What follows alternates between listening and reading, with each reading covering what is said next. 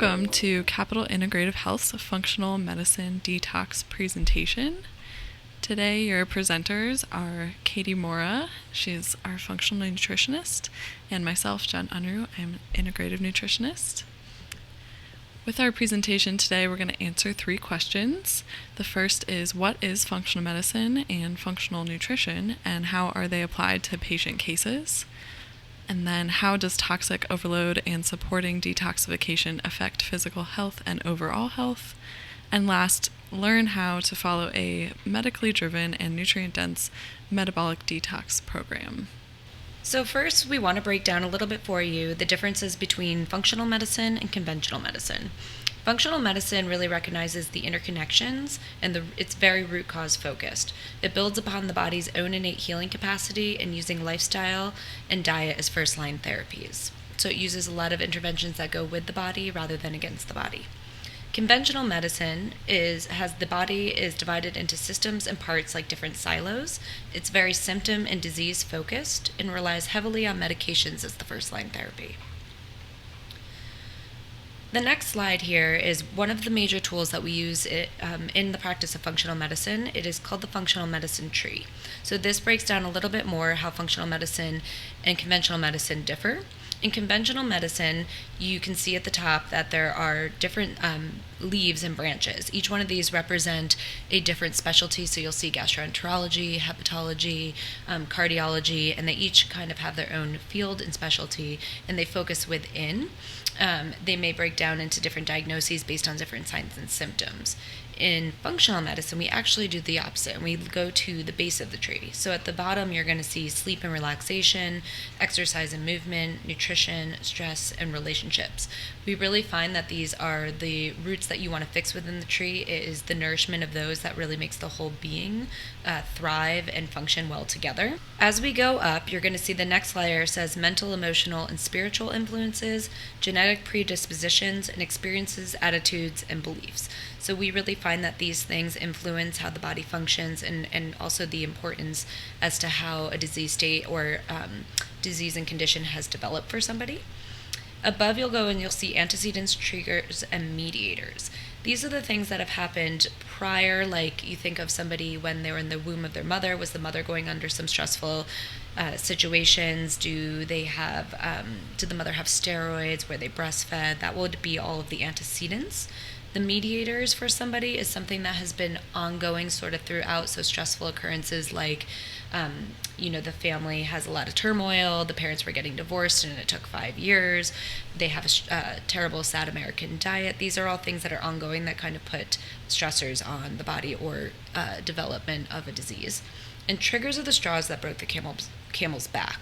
So think of these like an infection, the actual divorce happened, that could have been a trigger, different medication was maybe used, or somebody was bit by a tick that caused Lyme disease. That could be a trigger as to making the body kind of fully develop this full-blown condition, if you will. Above, you'll see the fundamental organization of systems and core clinical imbalances. So we'll talk a little bit more about this in the next steps, but this is looking at assimilation, defense and repair, energy, biotransformation and elimination, communication, transport, and structural integrity. These are all the different nodes that we look at and points of entry for functional medicine and how we approach a case versus just kind of sign, symptom, this is your disease, here's your medication, here you go. On the next slide, you'll see another important tool. This is my favorite tool. This is called the Functional Medicine Timeline. So all of your practitioners are either using this in front of you or kind of populating this in their brain as they're speaking to you. So this is where we really hear the patient's story. So the patient will tell us their story. You'll see we have everything like I was talking about on the last slide, from preconception to prenatal birth to now their current concerns. So they're coming in age 45. This is their list of concerns, but what happened prior in those 45 years that we want to look at? So my favorite thing about this is that the patient is the key. The patient will almost always tell you the answer. So if the practitioner is doing their job and listening correctly, they'll kind of know where to start.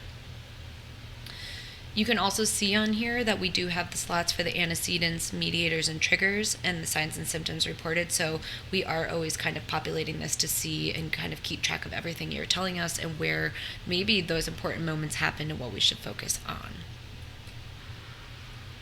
This last tool that we use is called the Functional Medicine Matrix. So here you can see we retell the patient's story and we start populating everything that you told us on that story and timeline. So we're placing things in the predisposing factors, the activators, the different contributors. We're even keeping track of somebody's modifiable personal lifestyle factors, as you see on the bottom of this, where it says sleep and relaxation.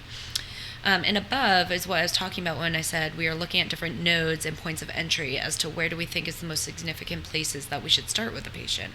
So we've got the assimilation.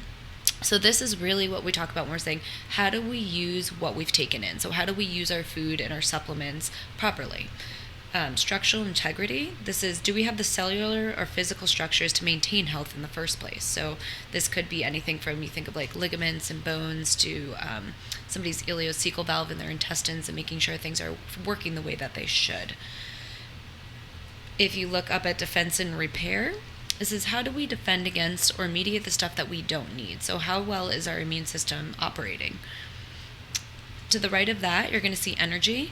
How do we basically take our input, so our food, our energy, our signals from other people, our environment, and how do we put it into output? How do we use this and kind of properly maintain a healthy energy balance and exchange?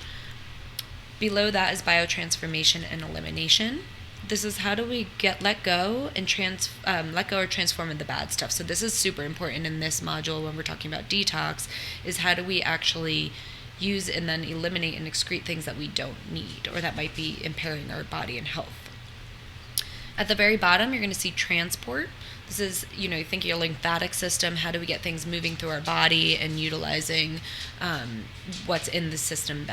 Communication is ensuring that all of our cells and our immune system is functioning and talking properly to each other, because without proper balance of that, another module may be out of pair. So for somebody, you might start with assimilation and their structural integrity, and for others, you might work on, their detox system first. So next, we're going to dive into the details of detoxification. And first, we're going to look at what exactly a toxin is. A toxin is a harmful substance that is a specific product of the metabolic activities of a living organism and is usually very unstable, notably toxic when introduced into the tissues, typically capable of inducing antibody formation. And there are two different types of toxins. First are internal toxins. These are the toxins we naturally produce as metabolic byproducts. These can be anything from what is produced after rebuilding and replacing tissues, metabolism of fatty acids, amino acids, and carbohydrates, or as we clear out the intestinal and other infections in the body. The other set of toxins are the external toxins, and these are the ones that you would think of that are outside of the bodies that would need to be ingested or absorbed. And every time a toxin is circulating in the body, it needs to be processed by the liver. So this includes chemicals, drugs, excess vitamins, alcohol, microorganisms, hormones, and heavy metals. Some of the heavy metals that are common are mercury, lead, cadmium, arsenic, aluminum, and nickel. And we find these toxins in our environment. They're quite abundant. So the average individual is exposed to over 100 synthetic chemicals per day, and we consume over 14 pounds of food additives per person per year. There are also 4,000 listed food additives in the U.S., and this includes preservatives, colorings, sweeteners, stimulants, and flavor enhancers. There are also 1 billion tons of pesticide used yearly in the United States, and each year over 300,000 new chemicals are listed in the Chemical Society's chemical abstracts. So there truly is an abundance of toxins in our environment, and this is a large part of why we detox. It is estimated that the average adult carries at least 700 toxins in their body, and the detoxification process is highly reliant on nutrient status, and food plays a large role in all phases of detoxification. So when we are detoxing, we are supplying some of these nutrients that are necessary that may not be in our bodies at the level that we would like them to be. Another interesting concept is allostatic load. This refers to the wear and tear on our body. So when it becomes too much for our bodies to handle, it's like the straw that broke the camel's back. And our toxin load can contribute to this allostatic load, so it's another reason to detox. And finally, a lot of research is recognizing symptoms being related to toxic load. Some of the conditions that are associated are type 2 diabetes, metabolic syndrome, cancer, fatigue, infertility, food and environmental allergies and sensitivities, behavior and mood disorders, neurological conditions, and inability to clear infections. So many reasons to detox. So taking a closer look at the liver and the role it plays in detoxification, a good analogy for your liver is calling it your overworked mother, because she does a lot and she protects you, but sometimes she can get overloaded with tasks and she just needs a day to be pampered at the spa. And this is part of why a detox is so important. So in the liver, there are 3 phases that is essentially how toxins are processed and cleared. And taking a look at the first phase, this is what we call enzymatic transformation. So cytochrome P450 and other liver enzymes transform lipid-soluble toxins into water-soluble toxins, and we call these reactive intermediates. So toxins are stored in your fat, and in phase 1, we take these toxins and make them water-soluble. And there are several nutrients needed in this phase, including B vitamins, glutathione and NAC, vitamins A, C, D, and E, citrobioflavonoids, and quercetin, and milk thistle. Next is phase 2. This is enzymatic conjugation. So other liver enzymes attach to these organic compounds such as glucuronic acid, glutathione, sulfate, methyl groups, and glycine to these phase 1 reactive intermediates, making them less toxic and even more water soluble. And in this phase, we use several nutrients: glutamine, glycine, taurine, cysteine, lysine, and carnitine, some amino acids, as well as some of the compounds that are sulfurous in garlic, eggs, cabbage, broccoli, kale, and cauliflower. MSM and NAC are also used.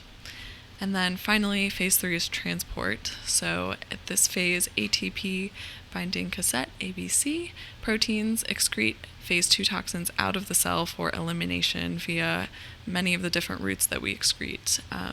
And this utilizes bile, and then we excrete through the urine and intestines and through our sweat.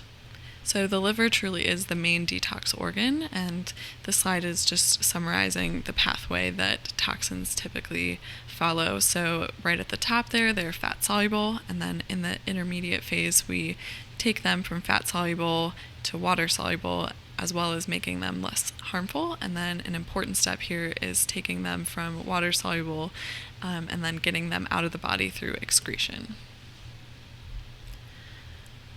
So if you're wondering when a detox is necessary or how to know if it's necessary, a few things to pay attention to. One is difficulty concentrating or mood swings, lack of energy, trouble sleeping, or fatigue, tiredness. If you happen to live or work in an area where environmental pollutants are abundant, so any industrial areas or cities are common there. If you have occasional digestive discomfort or bloating, or if you have weight gain or stubborn weight. And in terms of who should detox, in short, everyone. So pretty much anyone could benefit from reducing their toxic load. And detox can also mean a range of things. So this program is one way to detox, but another way that you can begin to lessen your toxin load is from anything from quitting drinking to smoking or cleaning up your diet. Those are all great alternatives. And let's discuss what to expect during a detox. So if you are following this program, often you can feel worse before you feel better because you are pulling some toxins out of your fat and then excreting them. Some of the symptoms that may occur are skin breakouts, any other skin sort of symptoms, bloating in the stomach, headaches, food cravings, trouble sleeping, diarrhea or constipation, fatigue or drowsiness, and irritability. Those are all possible. So in summary, essentially, it is possible that you will feel worse before you feel better, but remember that it will pass. This too shall pass. Let's talk about the medical symptom questionnaire. This is a functional medicine questionnaire, and essentially it categorizes and documents the type and severity of symptoms. So essentially, when you fill this out, if you have an MSQ score over 50, this is suggesting that a detox might be helpful for you. And if you have a score over 100, this is telling us that you are very much in need of a detox, but under the supervision and close eye of your medical doctor and nutritionist. Slow and steady is best if you're over 100. And this is what the MSQ looks like. So there are several categories, and you will rate on a scale of 1 through 4 how severely and how frequently symptoms occur for you. And then you will total them up, and you'll have an idea of where you stand. Many of you have decided to either purchase the Metagenics Detox program or are currently deciding and wondering which program is right for you. So they offer both a 10-day program and a 28-day program. So I want to break down a little bit as to my thoughts on both of these programs so that you can make the appropriate choice. So the 10-day program, I prefer that people who are already healthy eaters and have a good foundation choose this program. These are the people that, after the holiday season, they maybe find themselves eating a little bit too much sugar and craving it and caffeine more.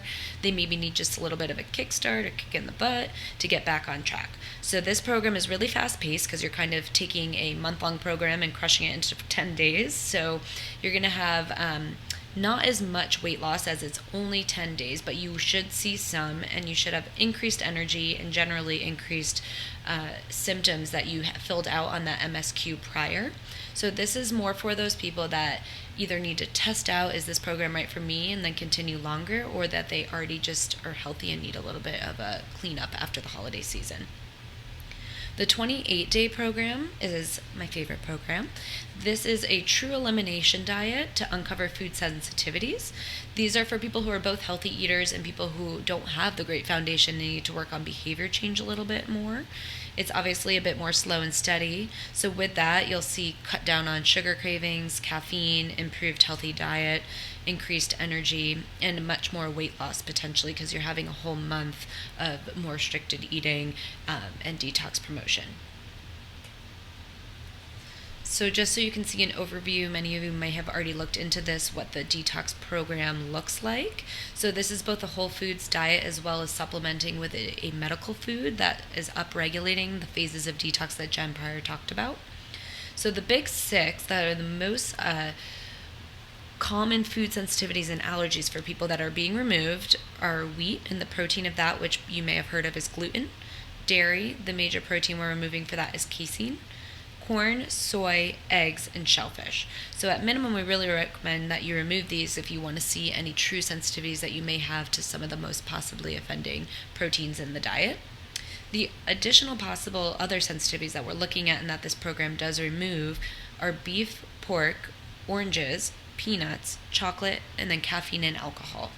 So we'll talk a little bit more about caffeine and alcohol. If you're somebody who's regularly drinking 4 cups a day of caffeine and coffee, we don't recommend that you just go cold turkey on that. You're really going to want to go more slowly, whether it's prior to starting the program, you slowly are reducing so it's more easy to get to that level for you, or if you're cutting back and in the first week you're now only having 2 a day and then 1 a day and getting down to where you're not having any alcohol or caffeine because those things need to go and be processed through the liver as well. So the reason the 28-day program is so great for uncovering food sensitivities. Many of these foods that we eat are excitotoxins, so they have substance added to the foods that are common in different beverages that overactivate the brain and give you a high. So this is a lot of times I tell people the foods that you find yourself craving on a daily basis tend to be foods that you have issues with. This program really focuses on removing those food triggers that will end up decreasing your inflammation and improving the detox capacity. So the reason that we say that the 28-day program is the best for the elimination diet and finding out, uncovering any food sensitivities, is that we're measuring somebody's IgG food antibody level. So these are immune complexes that have a half-life of 21 to 23 days.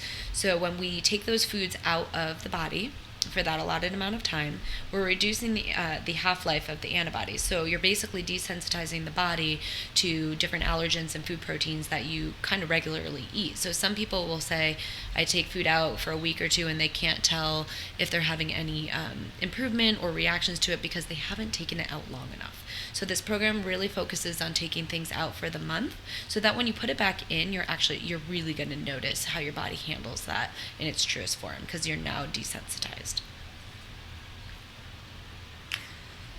This program is also focused on healing the gut. So many of us have heard of leaky gut or intestinal permeability.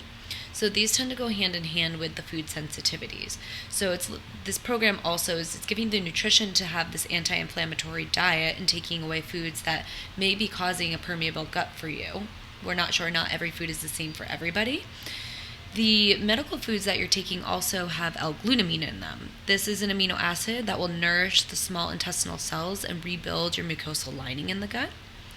We also highly recommend that if you're not already on a fish oil or an algae oil and omega-3s, that you do focus on getting this in the diet. If you need one and you're purchasing your kit through the Metagenics website, you could get one of my favorites called Omega-Genics Mega 10 Fish Oil. You may also want to think about getting probiotic support. So these are the good bacteria to replenish the gut. So this is also supportive of the mucosal lining in the gut. If you do not have a probiotic and you're just doing this kit, you may want to look at Ultraflora Balance, which is a great probiotic through Metagenics. They also have something called Ultraflora Synergy. This is a pre and a probiotic, which the prebiotic are just the fiber chains that are going to help feed the probiotic so that the probiotic can really flourish and take a stand in the gut and kind of stay there. Some other ways that you could support your detox system. Infrared sauna, we do have one at Capital Integrative Health if you do not have access, and we do offer different discounts and deals on this, so you may want to take a look at that. Another one is Epsom salt bath. So you can easily get this at your grocery store and take an Epsom salt magnesium bath, or even just soak your feet in them a couple times a week and kind of support pulling things out of the body. Another great one is dry brushing or lymphatic drainage. So this is it almost looks like this brush on the top right, that a hairbrush kind of deal, and you're just going to stroke in different ways. You can actually probably YouTube videos on this if you're doing this at home and don't have access to how to help move the lymphatic system, which is your communication system, and help support detox. A couple tips for everybody to get through this. So first of all, we are going to have an email set up on the Charm portal. It's called Group Detox, so you can message with your questions or needing support during your program, and somebody will get back to you with answering your questions or just even some support system that you might not have at home that you need as you're doing this challenging program. There's also something called clearchangeprogram.com. I recommend that all of you sign up for this on the day that you begin. It will send you daily tips, what to expect, like even if it's the detox symptoms Jen was talking about, and different recipes that may support you on your journey. I highly, highly recommend that you all batch cook. This will be your best friend, because if the food is in the house, you grocery shop appropriately and have ready to go dishes in the freezer or in the fridge, you're going to stick to the plan and it won't be challenging. It only becomes challenging when you don't have the food in front of you. So making things like quinoa dishes full of veggies or chicken or legumes on the days that that's allowed, or soups that are appropriate, lentil soups or chilies, turkey chili, that would be a great thing to have. Big salads and things like that you can just grab and have readily available. If you do not work with us, you're welcome to come in and have in-person consults, cash-based, with either myself or Jen at Capital Integrative Health. If you do have a membership at Capital Integrative Health, you are welcome to come in as many times as you need support during this program. Otherwise, we recommend you come in before and after so we can take some next steps. So I hope that you guys enjoy the program. If you have any questions, don't hesitate to reach out to the group Detox or come see your providers. And we hope that you feel a million times better. Thanks for listening.